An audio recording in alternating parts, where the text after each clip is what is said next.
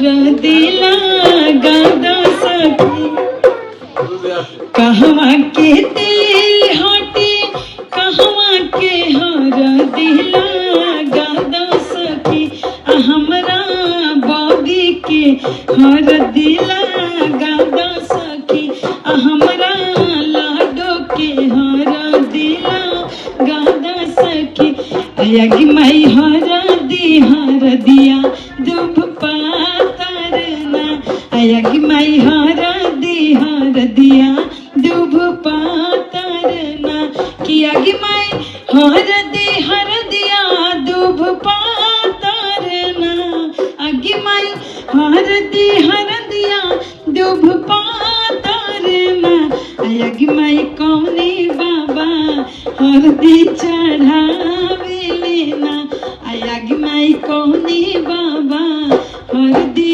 चढ़ावे लेना पटना के तेल हटे के हर दिला गादा सखी हमरा लाडो के हर दिला गादा सखी हमरा लाडो के हर दिला हर नगरिया छोड़ावाले संवरिया मंगिया से नूरावा सजाई हो नैहर नगरिया छोड़ावाले संवरिया मंगिया से नूरावा सजाई हो।